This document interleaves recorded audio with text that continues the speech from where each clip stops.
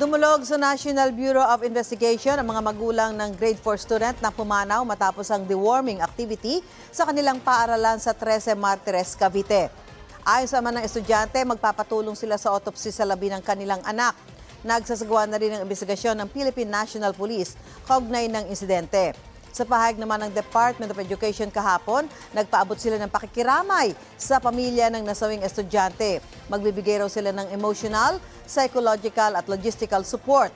Batay raw sa report ng 13 Martires City Health Office, may 6 na iba pang estudyanteng sumama ang pakiramdam matapos mapainom ng pampurga. Patuloy rin silang nakikipagtulungan sa mga otoridad para sa investigasyon.